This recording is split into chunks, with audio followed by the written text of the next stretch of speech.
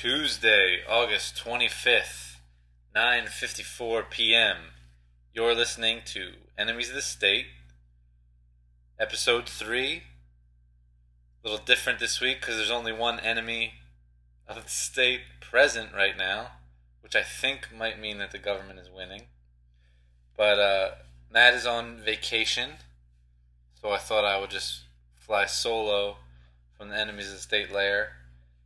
We've had a few requests to talk about the healthcare debate on this episode, so I will try to point out some relative anarchist positions on health insurance and health care.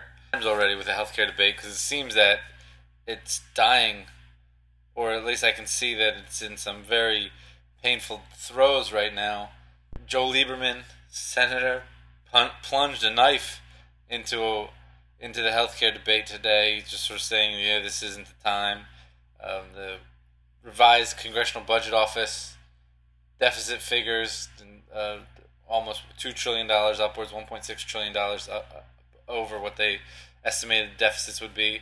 Sort of has maybe thrown some cold water on the debate, and even backpedaling, and Gibbs backpedaling, and Obama's backpedaling on the public option and the things sort of might have signaled an early end to the fascinating political process. But we can still learn some lessons from it, so I thought we would bring it up. In this month's issue of Rolling Stone magazine, on the cover story is why the Beatles broke up. But there's an article that Matt Taibbi wrote called "Sick and Wrong: How Washington is Screwing Up the Healthcare Reform Debate and Why It May Take a Revolt to Fix It." The article sort of covers a perspective on the healthcare debate. I thought that would be instructive to go through it. I'm going to I've excerpted some pieces here, which I'll read and then critique.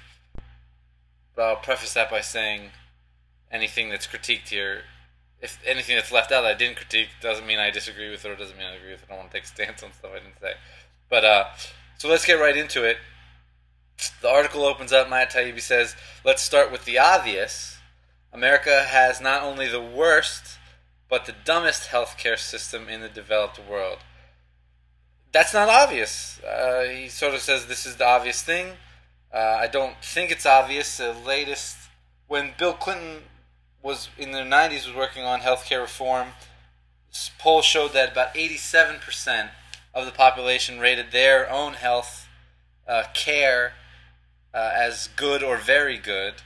87%. In 2006, the same studies, same questions showed about 83% of people rated their own health care and health insurance as good or very good, and they're satisfied with. So, but then when you ask them, well, but what about the system in general?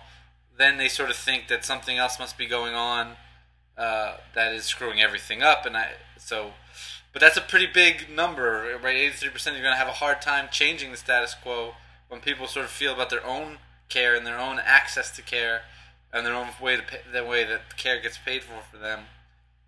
They feel okay about. How are they going to sort of change? So it's not obvious to me that America has the worst and the dumbest healthcare system. I think it has an awesome healthcare system. I mean, the other thing is sort of, I asked myself why this debate is so pressing when the statistics came out last week. Life expectancy in the United States has jumped again. Death rates from disease, from cancer, HIV, heart disease, obesity are being conquered, right? So it seems that we have something that's kind of working for a lot of people. But here's Matt Taibbi, and I'll continue. He says the system doesn't work for anyone. It cheats patients and leaves them to die. It denies insurance to 47 million people, Americans, forces hospitals to spend billions haggling over claims, and systematically bleeds and harasses doctors with the specter of catastrophic litigation. So, cheats patients and leaves them to die. I'm sure it can feel like that. But there's a lot of other things going on too, right? Death is still a condition that comes for us all, and It's a very hard time for everybody, for families, for the patients, if their loved ones are ill in such a way that you're gonna have to die.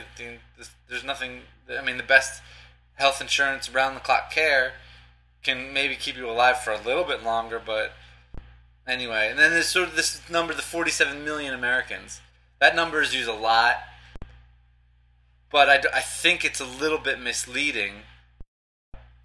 Or if we could sort of think of this as a block, that there's 325 million Americans and 47 of them never have insurance. But that's not true.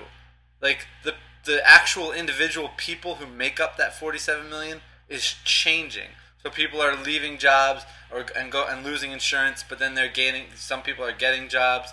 So people are moving in and out of that pool of 47 million million uninsured. And then there's other part of that 47 million uninsured who are self-insuring, right? They're choosing not to purchase insurance because they are young and they're healthy. They don't expect it matters to them. Well, they could afford it. The number that I've seen for chronically uninsured, the people who are really at risk and who just can't, never seem to get to health insurance, is probably 10 to 12 million. So the scope of this problem, and I sort of think that gets back to, we're talking about 83 or 87% of the people are satisfied with their insurance or satisfied with their healthcare situation. And so the 47 million, you probably shouldn't get that high if that was really the case. So, I think that 47 million number is used, but I would question it. I think chronically uninsured, we're probably talking about 10 to 12 million people. But for anybody who can't get insurance, like for the individual one person, it's a tragedy. I'm not denying that. Like few people who are left locked out of the cold or who die from neglect or unsatisfactory healthcare, that's a tragedy. But that happens under Medicaid too, right? The story, I guess it was a year ago, maybe a year or two ago, a child in Maryland, outside of the District of Columbia, his family was on Medicaid, that was their insurance coverage, and he had an infection in his tooth. But because Medicaid's reimbursement rates were so low, lots of dentists don't accept Medicaid, so it's very hard to even find a dentist who will use Medicaid. Will see you if your insurance is Medicaid. So this kid ended up dying from an infection in his tooth, and the teeth are so close to your brain that infections from your teeth will go to your brain and kill you. So that's, I guess, see your dentist, right? That's not joking, but these tragedies occur with or without, with a government option and a government plan. So anyway, I would criticize that portion of his of Matt Taibbi's opening salvo in this polemic that he's written here. He goes on to talk about the bad news for this failed healthcare system, which I am sort of claiming may not be as so failed as everybody makes it out to be. He says the reason that the healthcare system won't get fixed is because it exists entirely within the confines of yet another failed system, the political entity known as the United States of America. Now we're talking, right? Like now you're in the enemies of the state territory. Healthcare system, it's a failed system, political entity known as the United States of America, no doubt about it. And Matt Taibbi also correctly diagnoses this issue. What our government is good at, I'm quoting the article now, what our government is good at is something else entirely, affecting the appearance of action while leaving the actual reform behind in a diabolical labyrinth of ingenious legislative maneuvers. That's right. That's true. The government can't fix anything. That's sort of why we've talked about this in the podcast. But they can look like they're doing a ton, right? They can affect their best Bill Clinton aspect and bite their lower lip and say, I feel your pain and I'm gonna do everything I can to stop it. We're gonna work really hard, and hopefully you get better because of your own volition and your own interest in making your life a better place. The politician can take the credit for it, or by then you've forgotten about it, that whole incident anyway, because you've got to move on with your life. and the politician has gotten the vote, and they're waiting for the next election. So, yes, they cannot fix anything, which begs the question, why does Matt Taibbi still look to them or sort of still have this faith in that institution when we sort of see that we've had plenty of experience with it. It sort of continues to fail forwards. But then Matt does, so maybe Matt's abandoning the faith in the government. Maybe Matt Taibbi's abandoning the faith. He says, we might look back on this summer someday and think of it as the moment when our government lost us for good. It was that bad. Yes, that's my hope too. I hope people sort of abandon their government fundamentalism, right? A lot of people refer to people like me as market fundamentalists. Oh, you think the market will solve everything. You think the market is there for everything. You're a market fundamentalist. And I respond to the charge by saying, but I think you're a government fundamentalist. I think you have this fundamental conception that government can address these issues, can come up with solutions. You just get the right people in there. The government has unlimited power and resources, and it can work for the good. It'll have these things. I sort of think that's not necessarily what we're hearing. So hopefully people will tune out, will learn to create the solutions for themselves. Go back to episode 1. Listen to Albert J. Nock, Our Enemy the State, where he says whatever the government takes from people, whatever the government power it has, it took from you. If you just remember that you actually still have that power, you can affect the change in your life. You can negotiate with people you can save and invest. You can create. You can innovate. So don't ever forget that. So then here we get into the meat of the article. Matt Taibbi recaps where we are. Before Congress recessed in August, 4 of the 5 committees working to reform healthcare had produced draft bills. Okay? So he sort of talks about how bills were developed in the Commerce, Ways and Means, and Labor committees. In the Senate, the bill was completed by the Health, Education, Labor, and Pensions Committee, which is chaired by Ted Kennedy, and the Senate Finance Committee.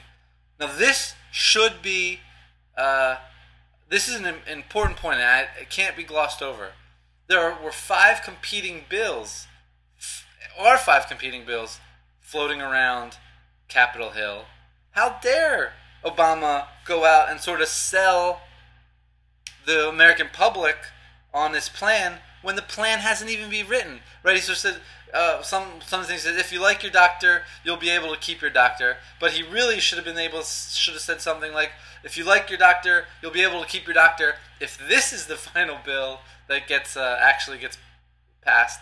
But if these other bills get passed, then no, you might like your doctor, but it's probably not going to be something you keep. So that aspect should upset anybody who sort of thinks that there's a transparency or that there's a clear message or a clear line of accountability between what a politician does and what a politician says and what a politician is telling you today and what will actually be the result at the end of the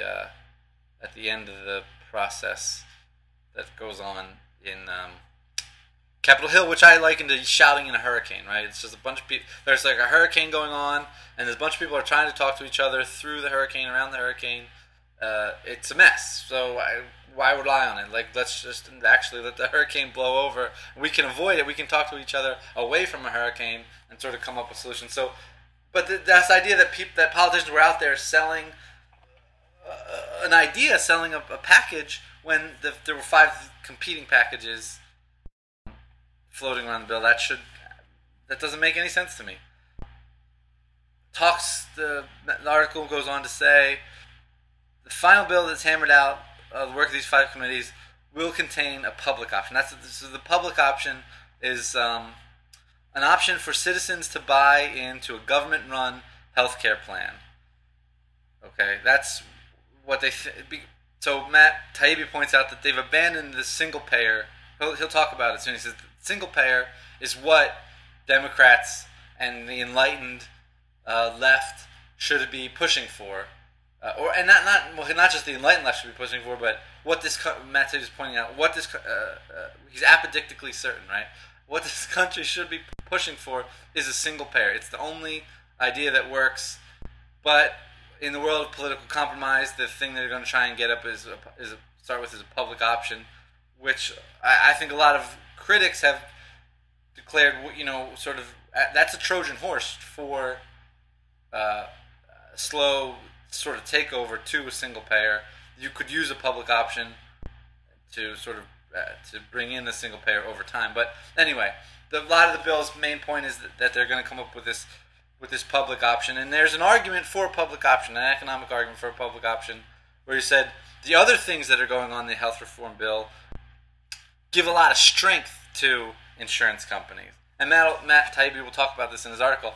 Mandatory coverage, the fact that individuals have to purchase health insurance would mean that 47 million Americans who are at times uninsured will have to enter into the rolls and stay on the rolls, sending premium payments to health insurance companies, and plus the goods will be more tightly, the health insurance plans will be more tightly regulated and homogenous. The plans will sort of have to look the same, which gives enormous power to health insurance companies. They don't really have to compete on quality anymore. They don't have to compete to win customers because customers are forced to buy their product.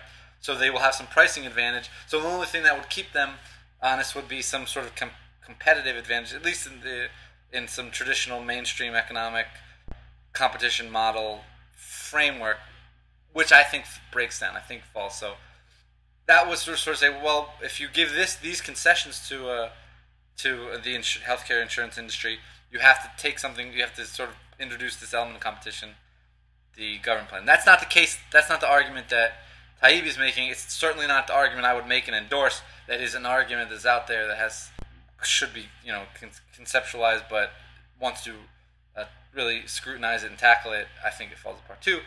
But Matt Taibbi talks about. He says, so this public option, government-run healthcare, because the plan wouldn't have a profit motive, and it wouldn't have to waste money on executive bonuses and corporate marketing, it would automatically cost less than private insurance. And once the public plan is on the market, it would also drive down prices offered by for-profit insurance. That's the move. That's the competition move. Let's tackle this. Because it wouldn't have a profit motive, would it be more efficient? I don't think so. I think the profit motive. Oh, not more efficient. Because it doesn't have a profit motive, would it be cheaper? Not really, because I think maybe, but maybe not. I mean, it's an empirical question at this point. It can't be asserted theoretically, because you could sort of say the profit motive is what makes people seek to do things cheaper, right? Because the cheaper they can do it, the more profit can accrue to the bottom line. And in fact, they have a ready tool to calculate whether they have a feedback mechanism for determining whether the moves that they have made are optimal or improving or harmful, right? That's the bottom line. It's sort of that tells you, did we make good decisions? If there's a profit at the end, we probably made good decisions. If there's a loss, then somewhere along the line we made bad decisions. We need to change. We have a feedback mechanism, which the government plans and the government itself does not have. If it loses lots of money, it sort of declares itself a success and then taxes for more money or prints more money. So you just can't say because something doesn't have a profit motive, it'll be cheaper. It doesn't have to accrue a profit, which is a return to capital invested, that it will be better. But he also says it wouldn't have to waste money on executive bonuses and corporate marketing. And that's a little strange too. I mean, that's sort of we want to grasp that intuitively. We can say, yeah, of course, the government doesn't have to waste money on marketing, but the government spends a fortune on marketing, right? All branches of the government spend a fortune on marketing. How many Army and Navy commercials do you see on TV? It's marketing all the time. The government spends money changing its logos, right? So even with the stimulus package and the agencies created to sort of administer the stimulus package and run the stimulus package, they got a logo drawn up. They got spokesmen. They had they publish literature and send it out. So the government is an enormous marketing machine and spends lots of money on marketing. So don't tell me they don't spend money on marketing. They absolutely do. And they have a huge outreach arm that's financed by taxes. Executive bonuses. Does the government So you're saying the government doesn't have to pay bonuses, but in fact, the government does pay bonuses. Just today, there was an article about the Department of Veterans Affairs, which is, I think, a relevant data point because that the Department of Veterans Affairs does provide health care. It administers hospitals for veterans and their dependents. And so in the last 2 years, the Department of Veterans Affairs received $24 million in bonuses. But the Inspector General pointed out that these were all absurd and unusual and inappropriate. 4 high-level employees received $60,000, $73,000, $58,000, $59,000, respectively. Other employees, lower-level employees, were getting $4,500. So here's an employee received a $4,500 performance bonus within the first 90 days of her employment from a manager who said that she didn't even remember her name. So the annual average award per employee was about $2,500, which isn't enough. Isn't a lot, but yeah, I mean, so they do pay bonuses, and anybody who will go to work for the government insurance company or the government insurance public option plan would probably expect bonuses. We're going to talk about a little bit later. The Bureau of Economic Analysis did release data on the compensation levels by civilian employees in the federal service versus private sector employees, and I think that has some enlightening point. But so here's where Matt Taibbi's argument falls apart. They do spend money on bonuses, and they do spend money on marketing, lots of it. Then Matt Taibbi goes on to talk about where, how did the Senate go wrong, right? They have Democratic president, Democratic Senate, Democratic Congress. They have overwhelming numbers. They sort of have, the president was really sympathetic to this, sort of made this a campaign move. How did they go wrong? So it says step one, in Matt Taibbi's estimation, was that Congress aimed low. He says here's Matt Taibbi. He says generally dangerous idea out there, and that was a single payer, used by every single developed country outside the United States, with the exceptions of Holland and Switzerland. Single payer allows doctors and hospitals to bill and be reimbursed by a single government entity. In America, that system would eliminate private insurance while allowing doctors to continue operating privately. Matt Taibbi asserts, in the real world, nothing except a single-payer system makes any sense. Really? I mean, that's a crazy assertion. Nothing makes sense? Yeah, to me, government doesn't make sense. That's the whole point of this podcast. Is in the real world, it doesn't make sense to have a government. Even if you sort of think of the Hobbesian conception of a man in the state of nature, where life is nasty, brutish, and short, and so we need a Leviathan to sort of protect us from ourselves and our fellow man. That's what sort of his metaphor for it. But I see that as completely different. I see us all in the state of nature in the jungle, sort of working and figuring out how to exist. And now there's a monster in the jungle, and the monster tries to eat us too. We got to deal with our fellow man who sort of sometimes can get angry and rowdy. But now also we have a rapacious monster who continues to grow and get so. Matt asserts that the only thing that makes sense is a single-payer system, and I will counter-assert that the only thing that makes sense in the real world is anarchy, because that seems to be what works. So Matt goes on to say there's currently more than 1,300 private insurers in this country, forcing doctors to fill out different forms and follow different reimbursement procedures for each and every one. This drowns medical facilities in idiotic paperwork and jacks up prices. Nearly a third of all healthcare costs in America are associated with wasteful administration. Okay?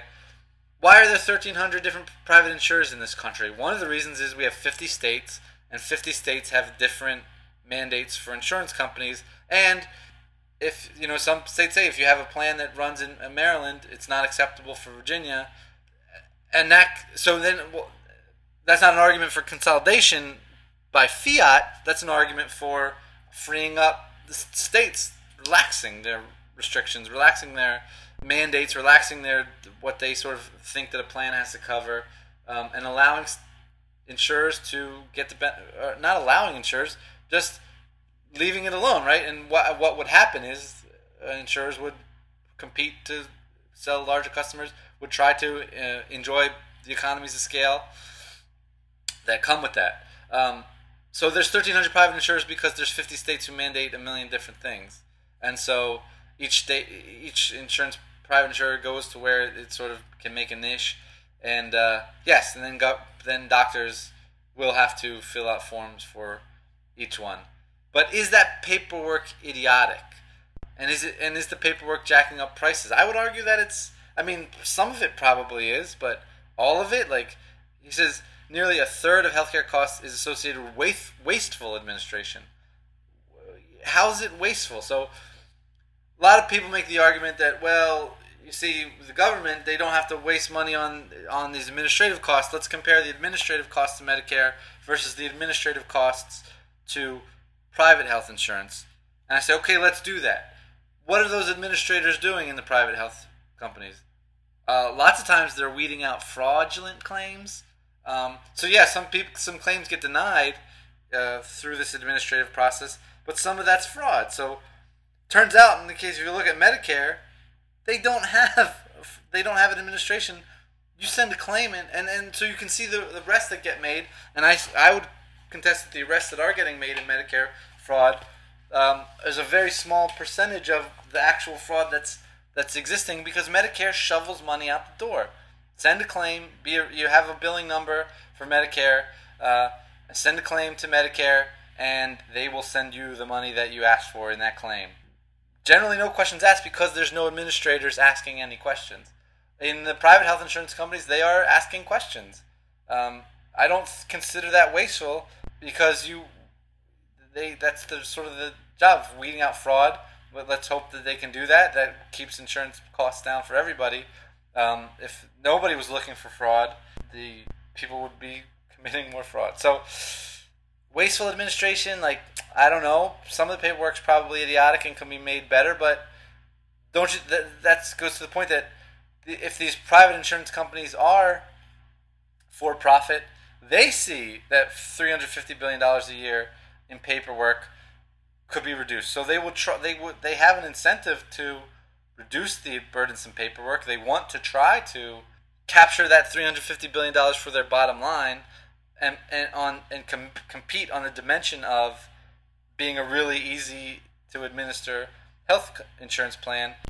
There's probably a reason for it. Some of it is a waste. Look, corporate America makes a lot of mistakes, or sort of has to behaves in a suboptimal way in a lot of respects because of its size and its cumbersomeness. But to sort of say that it's all wasteful, there's no purpose for it. Here's a thing that emerged spontaneously and is just nobody can tackle it except the mighty power of the United States government seems strange. So that's an assertion Matt makes. He sort of calls it idiotic paperwork, and no, there's probably a reason for it. The Taibbi article moves on to a telling anecdote where Max Baucus, who's the villain in the narrative that Taibbi is weaving here, talks about that he's at one of those town hall meetings, or he's at a conference, and somebody in the audience, a protester, stands up and says, "We need single payer health care now," and Max Baucus replies, "We need more police." And those protesters were put in handcuffs and spent 7 hours in jail. Yeah, that's absolutely true. That's how government responds to things. Government is force. It's not reason. It's not logic. It's not eloquence. It's not poetry. It's force. Yeah, you shouldn't be surprised when it's used, and that's why the enemies of the state way is ignore it. Like, whatever the government is doing, ignore it. And they are petulant children, certainly, politicians. They crave attention, that they crave power and influence, and most of all, attention. And if you deny them attention, they will do ever more brazen acts of imbecility to get your attention. But at that point, you're sort of revealing them to be the clowns that they are. So it is something that probably needs to be ignored. But yeah, they will respond to adversity.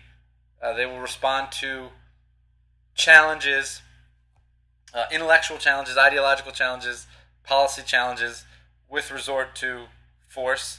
Arlen Specter and Barney Frank were sort of responding to this by, name calling and demeaning their constituents. I mean, the people who they sort of seek votes from, or so good luck trying to get reelected when you sort of when your opponents can sort of say, this is what Barney Frank thinks of you, and hopefully that'll be effective in the next re-election campaign. This is what Barney Frank thinks of his constituents. He thinks they live on another planet. Now, Barney Frank will have a lot of sympathy. There are people who do think that these protesters that show up at the town hall meeting are cranks, but some of them seem to be pretty out there. But other ones just seem to be asking pretty just questions. I'm just asking a question that maybe you could respond to. So that is a little bit of a problem. One place that I want to sort of get to that Matt talks about is Matt's story for why politicians are sabotaging or scuttling the efficacy of health care reform, which means reforming health insurance companies. Now, I do want to stress the point that health insurance is not health care. And if what we really care about is health care, which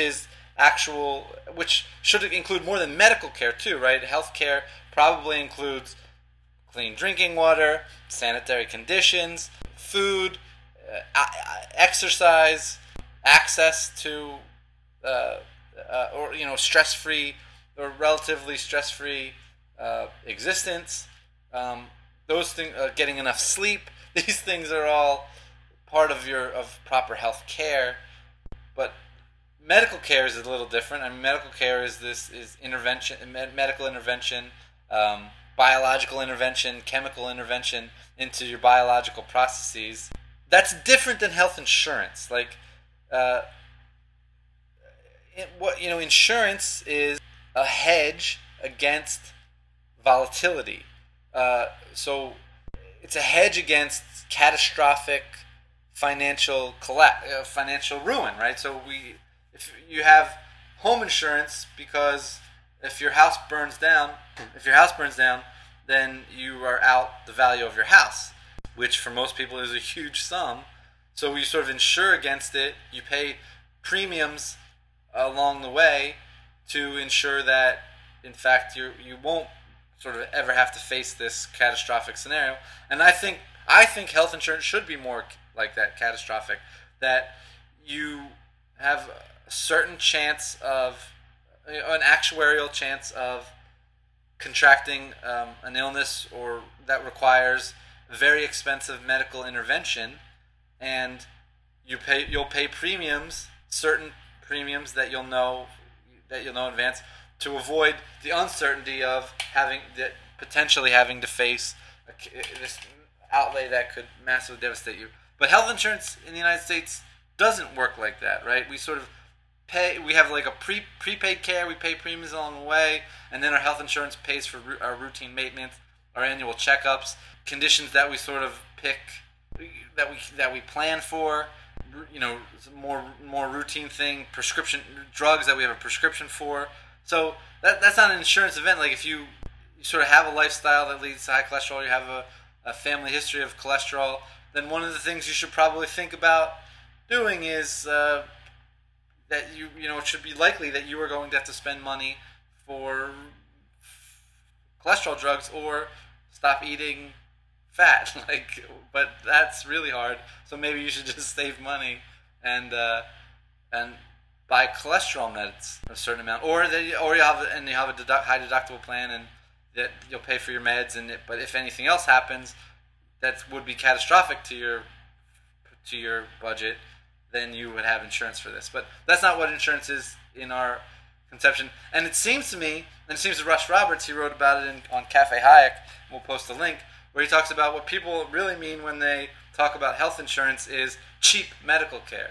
They're actually just they're just lamenting the fact that medicine is expensive, using a doctor and nurse's time, using a hospital, using MRI machines, using equipment, using the billions of hours of of man hours of research to create pharmaceutical breakthroughs. Like they're lamenting the fact that that's expensive. Like they're wishing that that would be cheaper. So we wish everything was cheaper, right? I wish Xbox was cheaper, iPhones were cheaper, cell phone plans were cheaper, and in fact, those things are getting cheaper, which is pretty awesome for me. So I'm getting my wish. Medicine is not, but medicine is a little bit more complicated, right? So anyway, I was trying to sort of get to the point that Matt blames the fact that it must be these health insurance companies who are donating money to these politicians to sabotage the reform. And so we looked that up. Is that the case? OpenSecrets.org has the list of top all-time donors from 1989 to 2008. The organizations, not just corporations, the organizations that are donating to politicians. Number one on the list is AT&T. They've given, and this isn't total amount given. This is the amounts that had to be recorded. So if you give like $10 or $5, it doesn't matter. Like you don't have to say your name or what your affiliation. Oh, and corporations don't give anything to politicians. That's been illegal since 1907.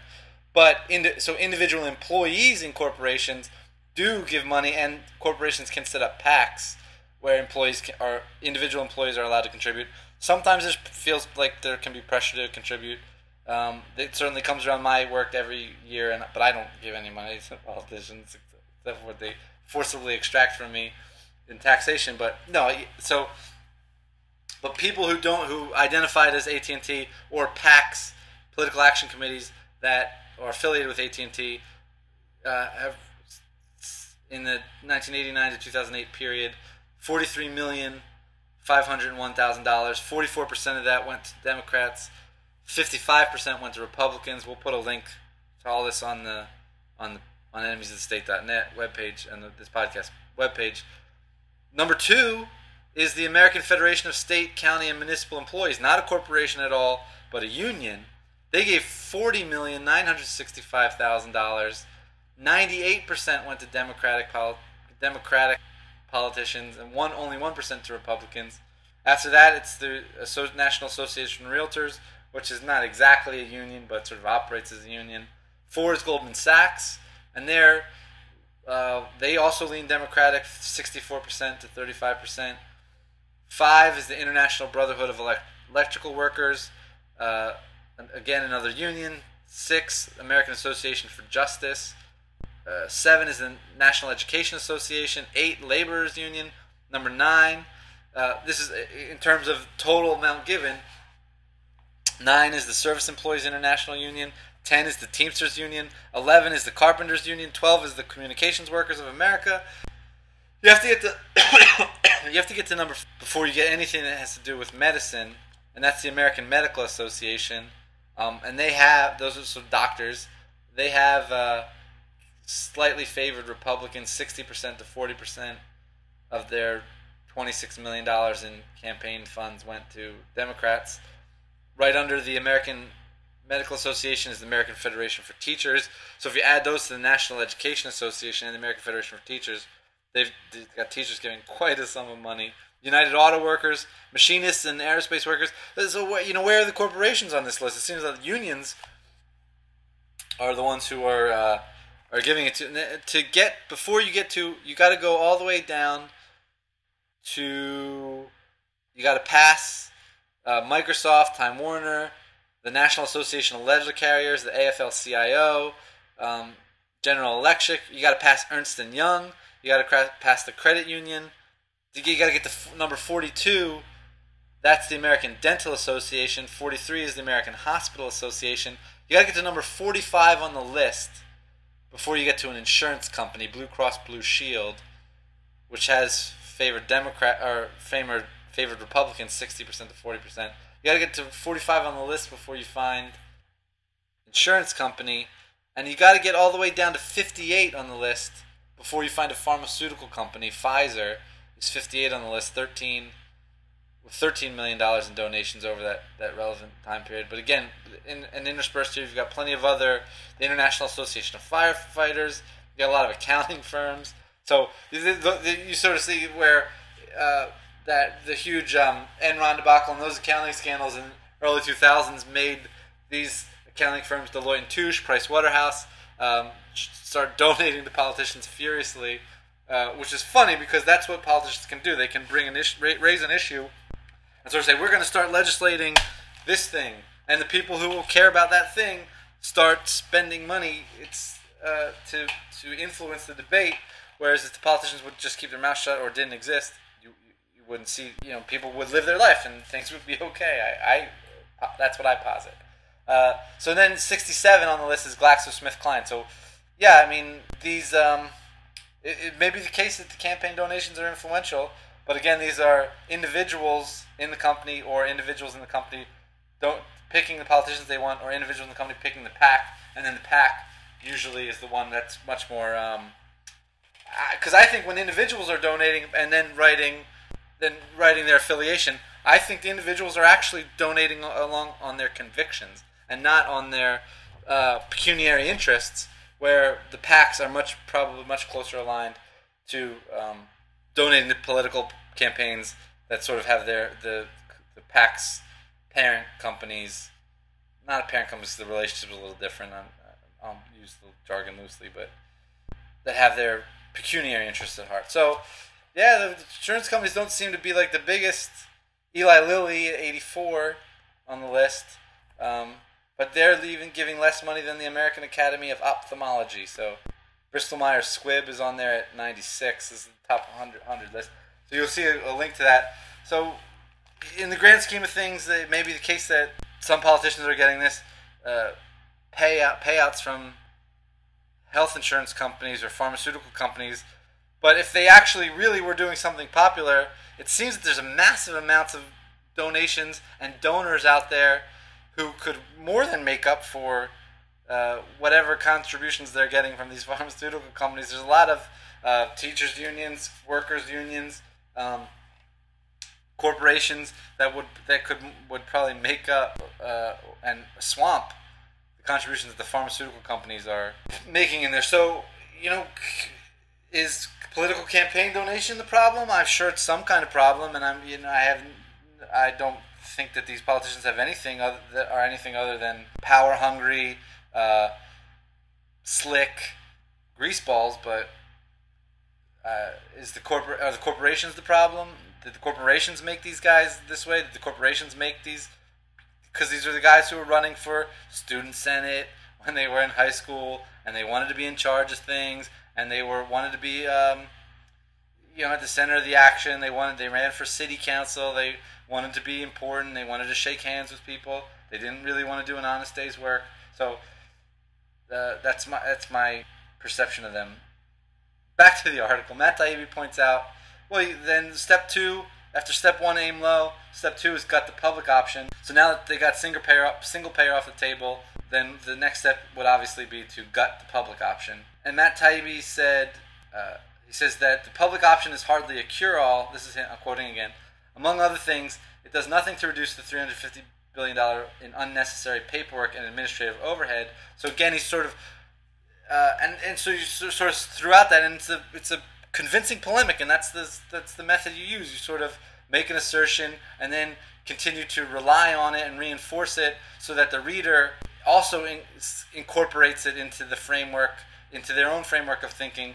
So I'm going to just highlight it again, that here he is making that assertion that the $350 billion is unnecessary, and administrative overhead never means anything, and that's what's making that's what's making the current system so expensive and maddening. That's a quote. He says, it's the overhead that's making the current system so expensive and maddening. And so he's reinforcing that. I would point out again that, yeah, that's probably not the case, or the argument isn't as strong as Matt Taibbi would want it to be.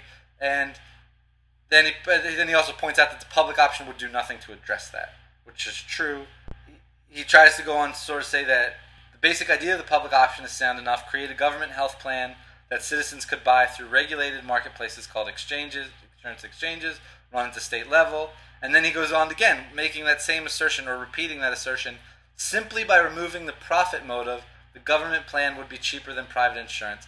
That is crazy to say. Like, how could your motivation, whatever it is that's motivating you, change the way things cost or the cost structure? Like, those two things are not necessarily combined. So the profit motive, just because those people are not going to be out for profit, means that they'll be cheaper. No, it doesn't mean that. It doesn't mean that at all.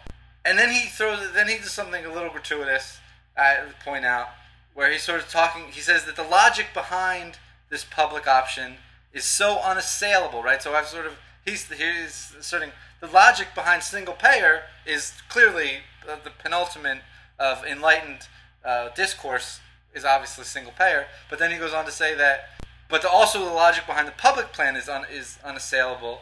And then he quotes George Will. He says, I'll quote Matt Taibbi quoting George Will. This would be a little difficult to do in audio only. Assurances that government plan would play by the rules that private insurance companies play by are implausible, groused right-wing douchebag George Will.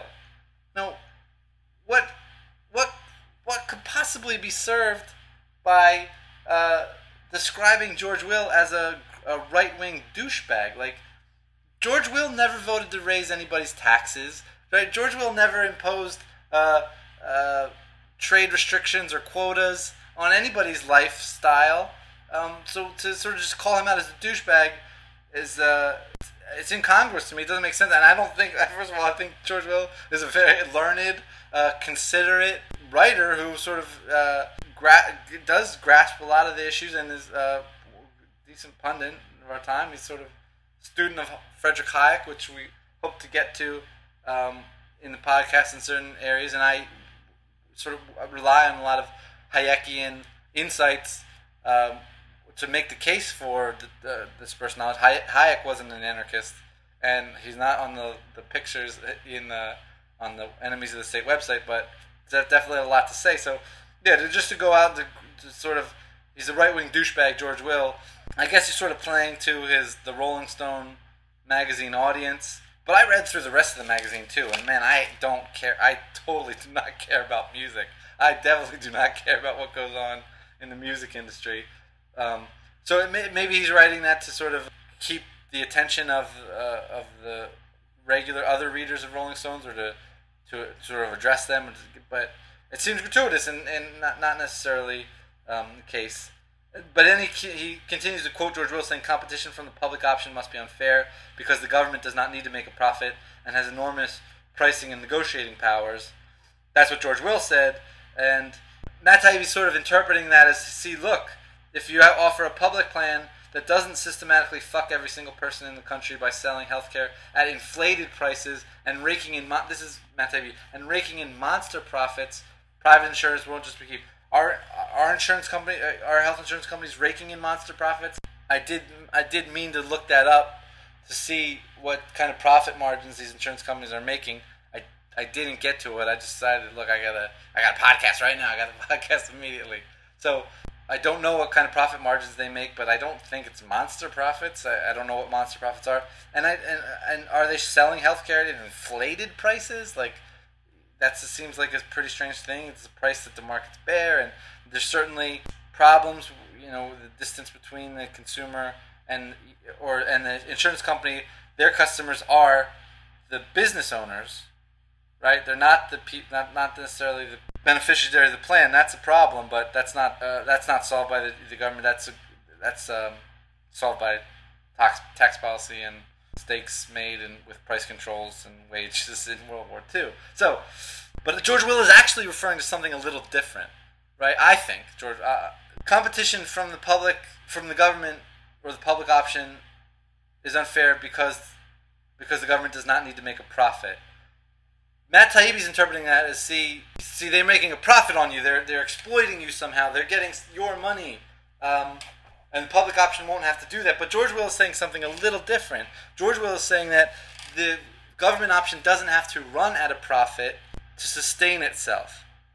Right? The other insurance companies could run at a loss, but they just wouldn't be around for that long.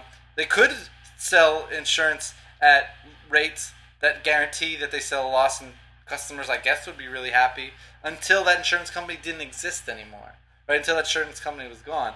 No, George Will is saying the government public option can run at a loss because if they take a loss, they'll just tax citizens to make up for it in the future. So their plan doesn't have to be solvent. Their government plan will continue to borrow and use the strength of the federal government to continue to pay to make money. So, and that's a huge that's an issue with me, right? So when the United States goes to borrow money, it sells treasury bonds domestically to domestic savers and abroad. What are they? What are their source of future cash flows?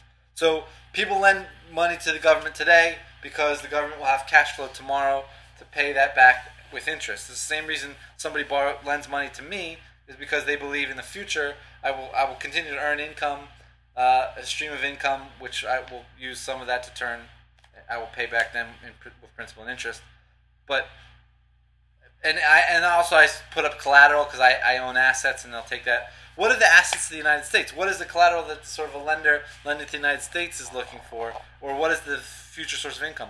They're saying that I will lend money to the United States government because that government will be able to tax future citizens of the United States who are really productive and ingenious and clever at creating and hardworking. They don't like to take as many vacations as Europeans. They sort of like to create wealth. And are productive workers in a way that lots of other countries aren't.